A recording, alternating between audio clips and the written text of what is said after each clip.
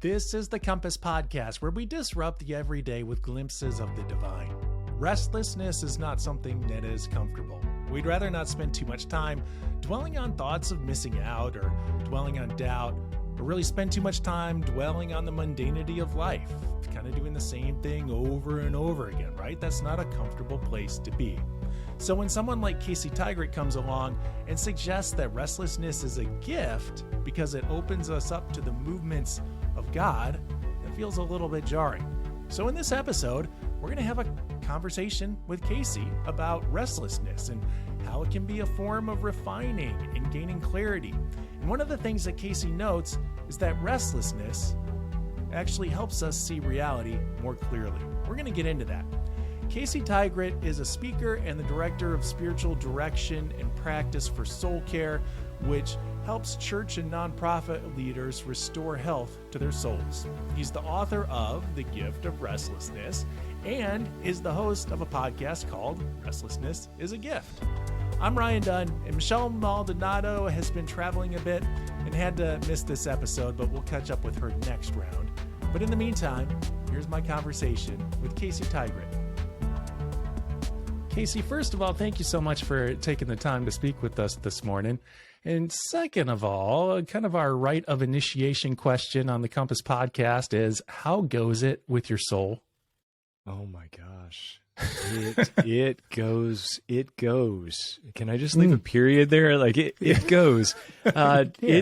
It's been an interesting couple weeks that you catch me here, but my soul right now is probably in the place where it needs to rest a bit.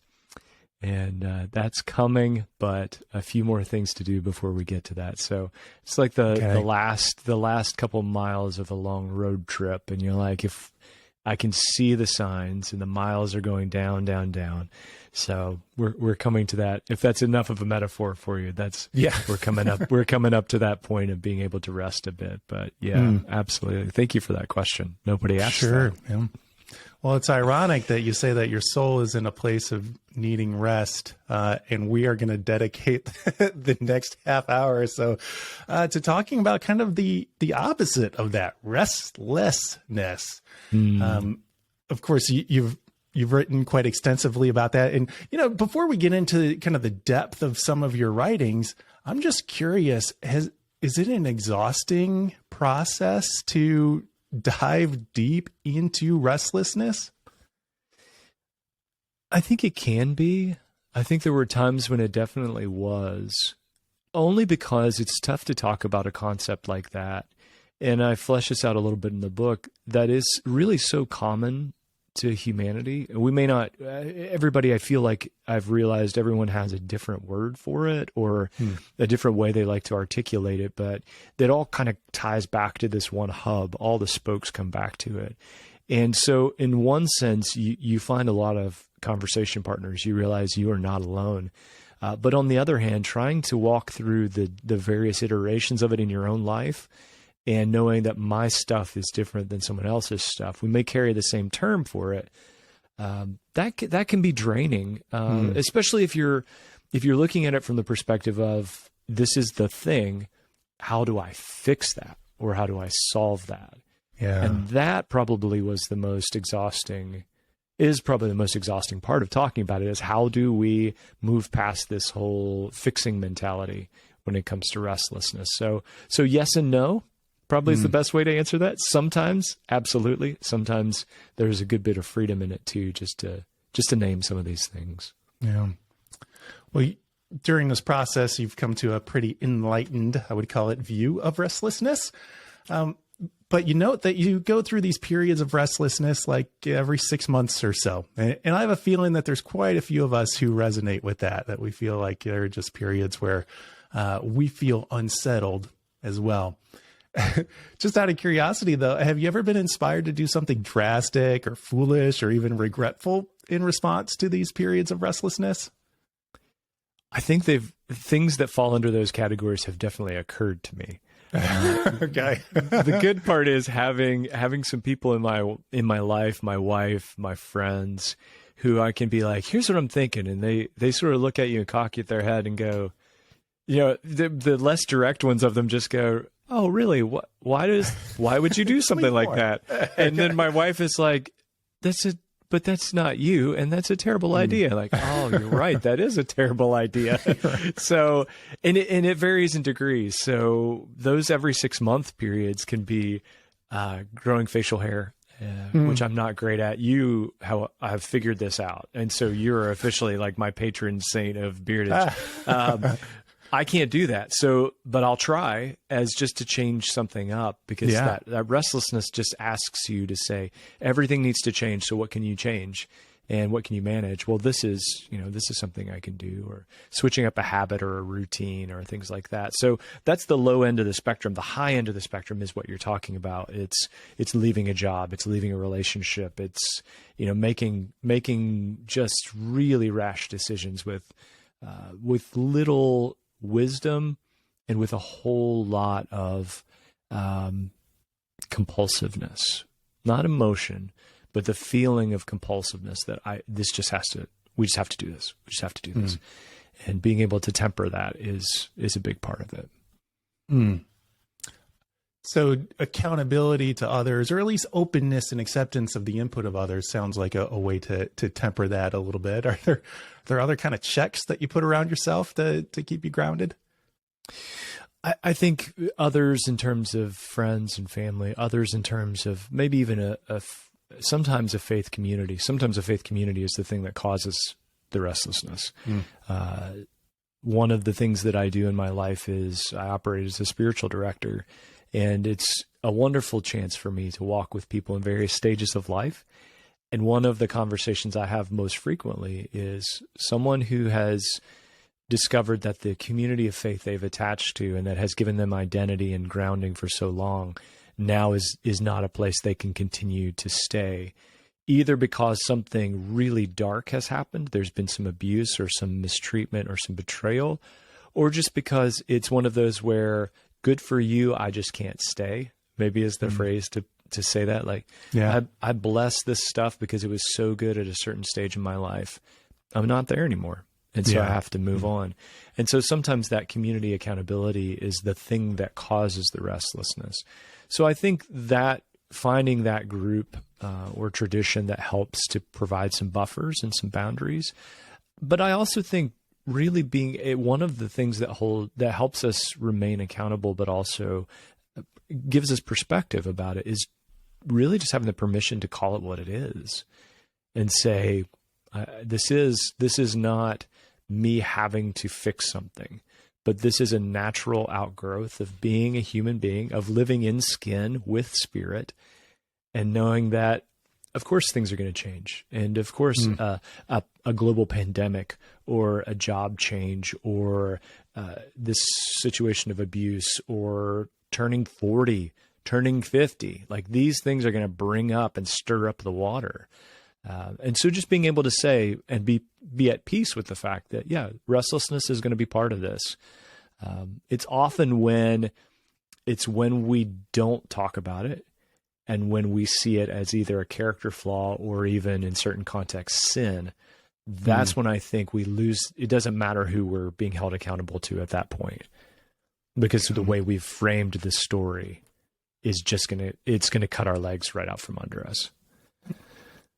And we have this tendency to look at ideas or experiences, feelings like restlessness, kind of like dirty dishwater, right? We just want to drain it out, get rid of it as fast as possible. Like, it has its purpose, but let's move on.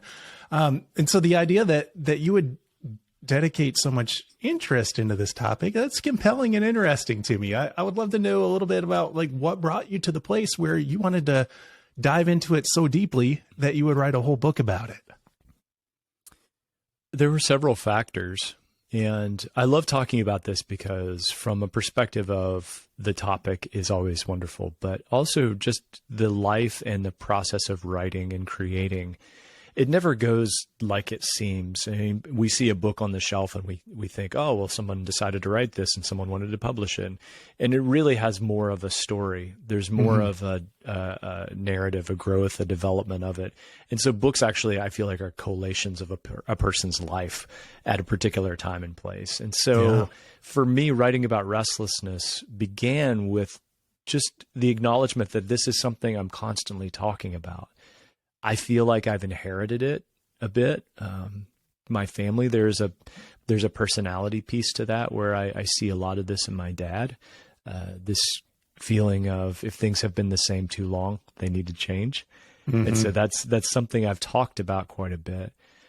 But it's something also that I've noticed in other people. And so beginning to write the book was, a lot of times writing is the way that we figure out what we think. Figure out what we think about ourselves, about God, about others. And until it gets out of our heads and onto a page, sometimes we don't really know what we think. Yeah. And so I wanted to do that. I wanted to put it someplace other than just the swirl of my own neuro pathways. So I began that work probably in 2018, early 2019, and then put it away for a while and thought, man, maybe this idea would come back. Then 2020 and 21, living through that period of time, and obviously everything we talk about from now on will have some root in what happened in those particular years, especially for me in the US. But coming back to this concept after all of that, both the universal stuff that we all shared, but also some of the personal, what's the universal and the particular of my own life, my own family. We had some major things happen during that period of time in our life, in our family. So coming back to that and saying, okay, now the story of restlessness through that framework feels so different. And there are so many different things to talk about. And so just being able to not only make sense of what restlessness is for me, but also to make sense of a restless period of time, a very focused, very restricted, very tight, very potent period of restlessness for myself and then for other people too. As a pastor and a spiritual director, I'm constantly in conversations with people who are trying to make sense of this. And so the book really felt like something that needed to happen for me to make sense of my own stuff, but also to help other people with that permission idea. Is it okay? And what happens after we give ourselves permission to say, yeah, restlessness is part of this. It may actually be something that helps us move forward. It might actually be good. It might actually be a gift. What happens when I give myself permission to believe that? And how do I come to terms with that? Well, we're recording in April of 2023. In your impression, have people gotten less restless since, say, June of 2020? I don't think so. I don't think it's any more. Okay. I think it's always a matter of getting channeled into specific places. I think our restlessness depends on where we are in our life, who we're surrounded by, our personal narratives. I noticed that I was talking with someone who was finishing their college, their undergraduate degree in 2021, so they graduated recently. And they were talking about how that shaped everything for them. Their feelings of completion, their feelings of connection to their university, some of the things that are taken for granted in other narratives like mine. 1996 to 2000, we had Y2K, but that wasn't nearly the thing that was supposed to be. Dating myself here, but yeah, I had flats of water in my basement. I'm just saying, I had canned food. It was all going wrong. But that changed. That is a certain kind of restlessness. That's a certain focus for that particular person. So there still are the particularities that are probably the same as it would have been. It's just heightened and maybe a bit more aware. I think our social media and media culture in general may elevate our response to that restless feeling because of our awareness, because of the feeling of needing to have an immediate reaction. Whether you are, someone with 100 followers who just, does this for fun, you see something, you're like, I feel like I need to say something about that, or I need to make a statement about this. And I think there's a restlessness that goes along with that too. So I wouldn't say we're more or less. I would say it's probably different. I would say there are some places where we are a bit more restless in terms of our own way of being with each other. I think relationally, our restlessness has increased both in America because of politics, also because of various cultural battles that are being fought, that we could argue the merits of whether they should or shouldn't, but that has changed things. That has definitely changed things. So maybe a little bit more in the relational standpoint, but in general, I think it's just flowing into different channels. Well, I'd like to dive into a couple things that you wrote and a couple quotes that really kind of stuck out to me. They splintered at me a little bit, or shimmered in a way, I guess. That's a more appropriate way of putting it. And one of those was that you wrote that restlessness exposes reality as it is. Do you have some examples of that? Like, how does restlessness reveal reality to us? Yeah. Taking restlessness seriously, giving yourself permission to look at it, acknowledging, I define restlessness in the book as the state of being stuck in the present tense. It's that we cannot go back to the way things were, but we have no idea what forward looks like or where we're headed next, but we are simply planted in the present tense. And so it's that irritated, unsettled feeling of, I can't go back to the time before, I acknowledged that I was an addict, or that I was addicted to this particular thing. We can't go back to the time before March of 2019, or November of 2016, or pick your time frame whenever you want to pinpoint that. We can't go back, but we have no idea what moving forward looks like. And so there's a sense of just being stuck in the here and now. And in that moment, we're really confronted with everything that's true about us. So the story that really resonates with me in this conversation is the story from the Bible of Jesus in the wilderness. And that the wilderness is this place where all of our coping and management mechanisms get stripped away. It's silent, so we can't manage our life with words. The resources are gone, so we can't medicate, we can't soothe. All of our relationships, we're in solitude and maybe even loneliness. So all those people we used to lean on. And so sometimes restless periods are more like a wilderness where everything has been peeled away. The comforts we felt before or the certainty we have moving forward, it's all gone. And when that happens, we have to stare reality in the face. And so when I, every once in a while, will feel this urge, like I need to make a change in my job. Me, or, maybe I would broaden this to say, if we feel like we're in a place like, I need to make a change in my job, and we start looking at other jobs, there's a reality that comes with that isn't just, what would I rather be doing, but why? And if we allow ourselves to really dive into that and say, why right now am I looking for some new work? It might be because, hey, it's time to move on. It could be because there's a failure or a rift in a relationship in that work that we need to acknowledge, and we want to run away from it, but we can't. So we're stuck in this particular spot.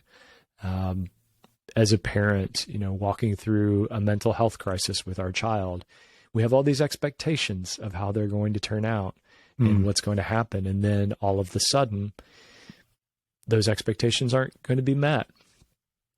And we don't quite know what to do with that. We don't know what it's going to look like in the future. And to be honest, we never did. Like, we're kidding ourselves. Like, I know exactly how my child's going to turn out. No, you don't. Yeah. None of us do. But we think we do. And when our presumption about that gets pulled away, then we get to see all kinds of stuff about us. I wanted them to be that way for me, not for them. Yeah. Wow. But that was about me. And so that's where restlessness, if we allow ourselves to really lean into it, starts to pull back the curtain on some realities that are in our life that otherwise why would you think about it if everything is fine and the comforts we have and the the compulsions or the coping mechanisms we have are all in place, we don't really have to encounter that. But it's when we are in those moments that we stare reality in the face pretty strongly.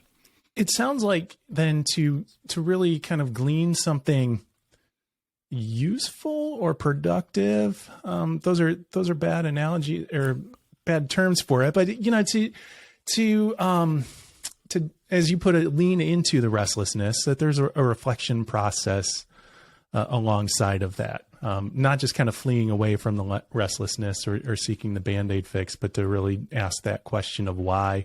Do you have some practices in mind when you think about the ways of practicing reflection in terms of restlessness? There are a few things that I feel are helpful. Obviously, we mentioned a couple of those, just conversation, being able to have some people around you that you're able to talk with about this is very important. The structure of the book is actually built around the Lord's Prayer.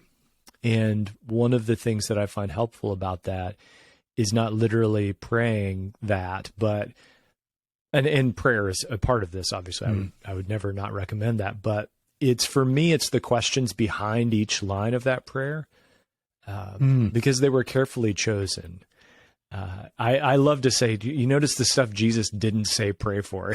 Like, what's missing in there? Like, don't pray for your aunt's cat. Like, I love that. You should pray for your aunt's cat. I'm not saying you shouldn't, but he chose those very specifically. And one of the things I notice is they all correspond to some really gut level, ground level human needs. So the need to belong, the need to have enough, the need to have a purpose, the need to be mended, forgiveness.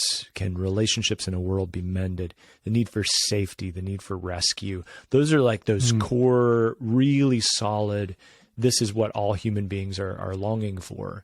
And the Lord's Prayer is structured as a way of praying for that. But I think in restless times, we can ask ourselves those questions. Okay, right now, I feel like I can't go back and I can't go forward. I like to say it, bartenders have that phrase of you don't have to go home, but you can't stay here. Yeah. I like to phrase it in terms of I can't go back, but I can't go forward, using that phrase a little bit. So I can't go back, I can't go forward. So where do I belong? And how do I understand where I belong? What's enough for me right now? Whether it's actual resources or friendships or relationships or energy. And so one of the ways of leaning into it is just asking some of those very human questions. What do I need to be safe right now? What do I need to be rescued from? What needs to be mended? And do I even believe mending is possible? I think one of the challenges with forgiveness, whether it's interpersonal, us needing to forgive someone else or being forgiven by someone else, or even the greater sense of mending and forgiveness on a corporate scale, is that it is one of the things that we want the most, and it's one of the things we think is the least possible. It's the deep desire when we see news reports of people forgiving, someone who assaulted them or killed a family member, and we see that and we're like, oh, that's so noble. But when it comes to us, I just don't know if that's possible. Right. Sometimes it feels good to sit in that anger. Yeah. Absolutely. So leaning into it is really asking those gut level questions. And if you're a person with a faith, I think Spirit meets us in that. I think there's wisdom and guidance from the divine in those questions. How do I know what's enough? Should I be asking, what am I here for? What's my purpose? Or should I be asking, what is it that I really love? What do I really, really love? What do I really need? What am I really afraid of? Sometimes that safety question. If I feel safe, if I need to feel protected, what is it that I'm afraid of? What's the great fear? And restlessness gives us a chance to ask that because all the other stuff is peeled back. A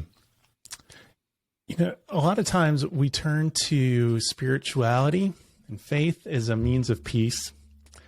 And then along comes Casey, who writes something like The Careful Journey of Spiritual Formation inspires restlessness, this kind of act of unrest rather than inoculating against it. How do you see the spiritual journey as something that inspires restlessness?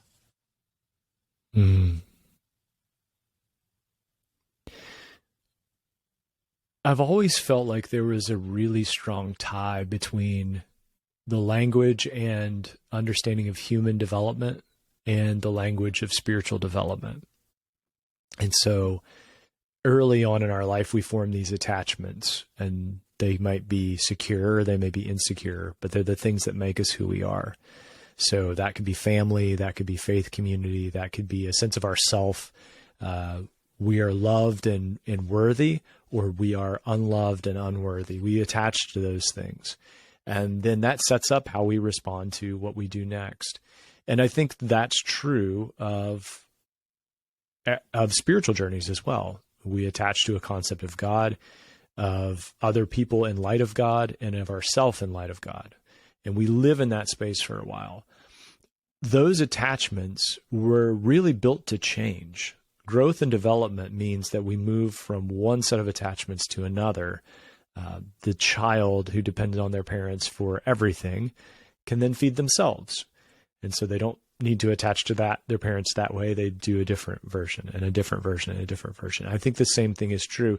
What's key, and what some of the great spiritual masters have taught, is the distance between the first attachment and the new attachment is always accompanied by pain.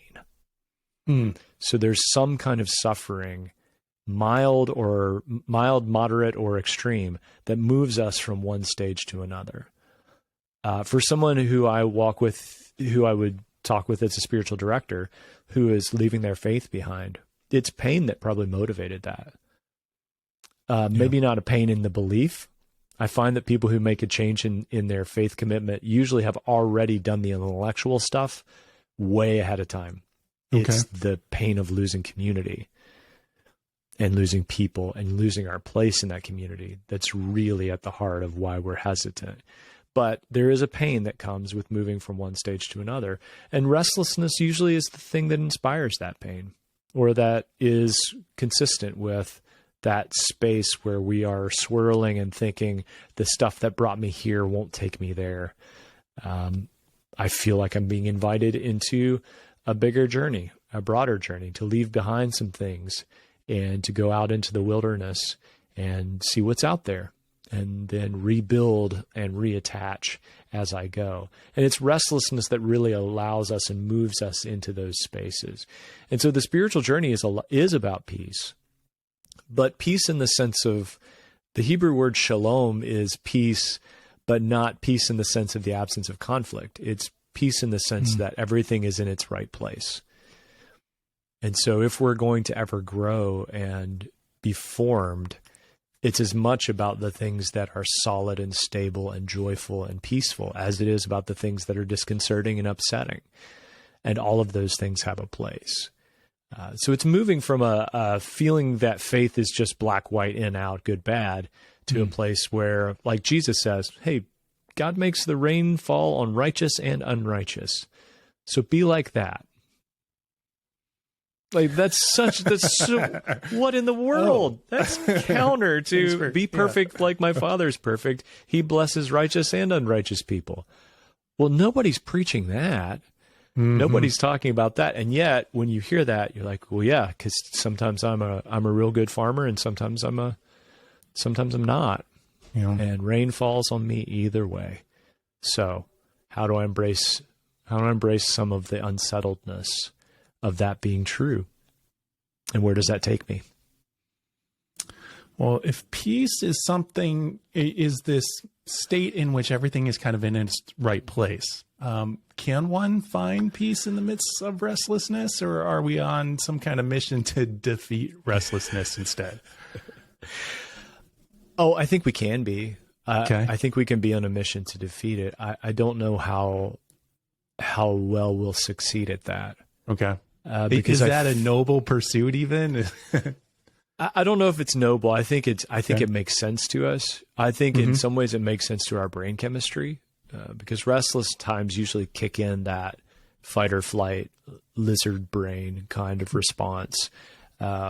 We either fight it and like, no, this is not what it seems like, and I just need to be stronger I grew up in a real conservative Christian environment. So for me, it would have been, well, I just need to read more of the Bible and pray more and go to church an extra night, So that's how I'm going to fight this. Sometimes I just need to run away. So I'm going to self-medicate. I'm going to distract. I'm going to give in to compulsions that just help me to ignore it. Yeah. Or it could be just a flop and just let the restlessness overtake us and go into cynicism and say nothing. And we might experience various degrees of all of those. Yeah. But the restlessness will always have the upper hand because we're sort of fighting against ourselves. Mm-hmm. We're fighting against something that's an invitation within us that is asking us to move and to learn and to grow and to be wiser. So I think it's possible for us to embrace both to embrace the idea of being rested in a restless place. And the metaphor for me that really works that is in Mark, the Gospel of Mark, in the account of Jesus in the wilderness. It says he was with the wild beasts and the angels attended to him. Now, I don't know. I've read that a bunch of times and thought, oh, okay, so it's a detail. But to think that you're in between the stuff that you feel like might kill you and this heavenly blessing, that's a great picture for me of what restlessness looks like. We're in between something that feels like we got to fight it or run from it or just submit to it. We can't outrun the cougar, or we'll be rescued from it. We need to move into this glorious, blessed place. And what Jesus does is just abides, just remains right there in the middle between the wild beasts and the angels. And that, I think, is what it looks like to truly get the heart and the joy and the wisdom out of a restless time, is to be able just to sit in the middle of it and acknowledge both sides of that. And it's so simple. You can tell, like it's so easy. Like I could give you easy 3 steps on how to do that, but you could. No way. All right, Dick. Give me the checklist. That's right. Yeah. You can feel, I love your analogy there of pulling from scripture with that place, because it is such a point of extremity is where you have like the life-threatening wild beasts, and yet the life-saving idea of God's providence and supply. Yeah, and it just reintroduces us to things that are, like I said, they're very much the grounded, rooted, human sort of experiences of fear, of hope, of want, desire, hunger, ache, loneliness. I mean, all of that is built into those restless moments. And rather than run from it, rather than believe it's evil, there's an example of what it looks like, a map of how we just stay in the middle of it. And that's why, one thing I would say is anybody who's reading this, who's trying to work through a period of restlessness, it is best not to try that alone. It is good to walk with someone, whether that's, I believe, because I am one, but I do believe in spiritual direction as a helpful thing. Sometimes it's therapy, it's a counselor or a therapist who meets us in the middle and helps us to have some of those hard conversations and do the work, quote unquote, do the work as a lot of people talk about. But I do think there's extreme value and wisdom in doing that with someone else. Yeah. Let's spend just a moment talking about the nature of spiritual direction. You mentioned earlier that you work with some people who are kind of on the process or feeling a pull to kind of leave faith behind, and yet they've gone to you for spiritual direction. Obviously, that's going to include some kind of faith-based processing and in language. So I guess the question then becomes, how does somebody who is in that process work through spiritual direction, or does spiritual direction, it doesn't just become about kind of providing pat answers, but it sounds like it's like abiding with people. Is that right? Absolutely. It's the way I describe spiritual direction is my job as a director.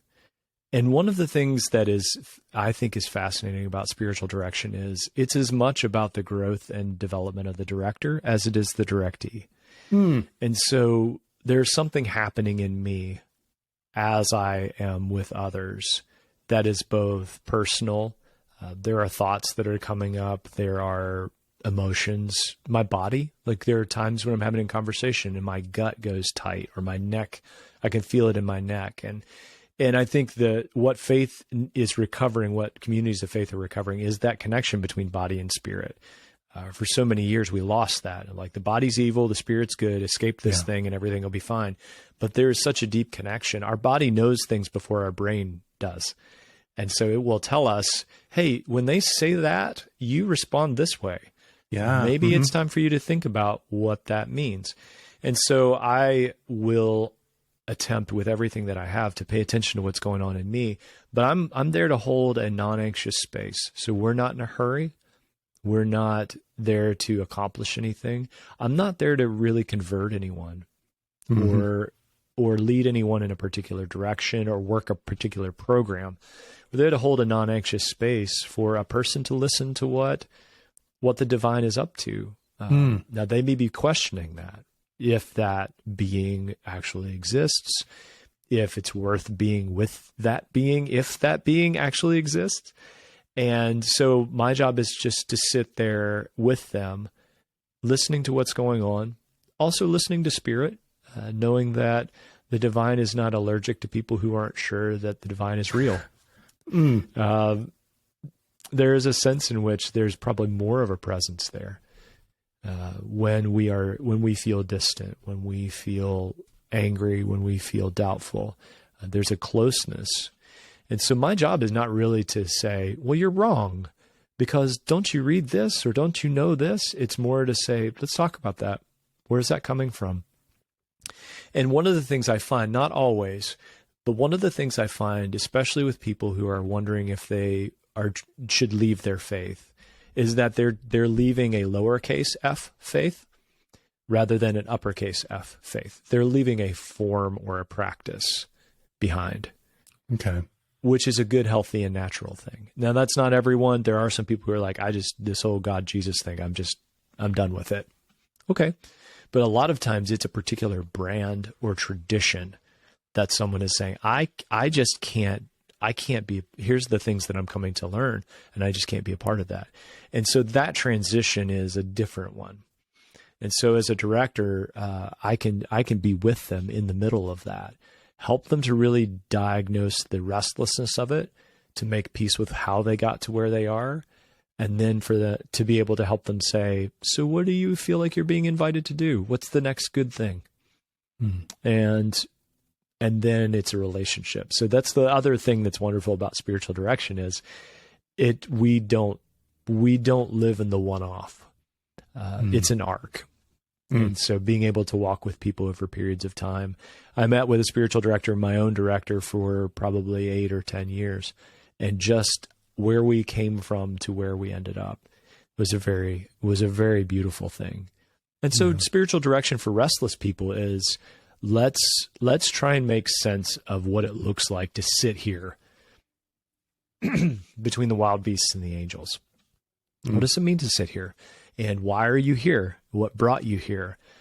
What are some of the things that you can tell are not helpful and hopeful? The ways that you're hoping to cope with this, and how do we help you to move past that? So the faith conversation is definitely swirling, but how we go about it in a direction session can be very different. Okay. Well, Casey, The Gift of Restlessness, obviously one of your books. You have several books out and a podcast to go with it. I've appreciated getting the chance to kind of catch up on that. Where is a good place online for people to connect with you and follow along with all the things that you're up to? Oh, thank you for saying that. Yeah, so my website, caseytygrett.com, is probably the best place. There are resources there and places where we can talk about the book and the podcast and the blog and all the other things that I do. But their social media, at Casey Tygrett on Instagram. I don't spend much time on Twitter anymore for my own mental health. So, I hear that so much. Yeah. those are a few places where they can find me. Or the book came out with Broadleaf Books, and they have quite a few really wonderful titles. So you could also check that out as well. Well, thank you for abiding with us in this space and for offering such great insight and even a sense of peace in talking about something as uncomfortable as restlessness. We appreciate it. Yeah, thank you, Ryan. Thanks for being a kind guide. I appreciate it. We have been disrupted by looking at restlessness in our lives. The Compass Podcast is brought to you by United Methodist Communications. If this episode was something that was meaningful for you, then go ahead and check out another episode. I think integrating the spiritual and physical from May of 2022 would be a good follow-up. And an episode from January of 2021 with Tony Caldwell called Creating Change When Stuck in the Same would be a great one as well. While you're listening, go ahead and leave a rating and a review. That would really be appreciated. Compass comes out every other Wednesday, unless, of course, we're interrupted by a holiday, in which case we're just going to hit you the following week with a new episode. But in this case, we're going to be back online in 2 weeks, and we'll chat at you then. Peace.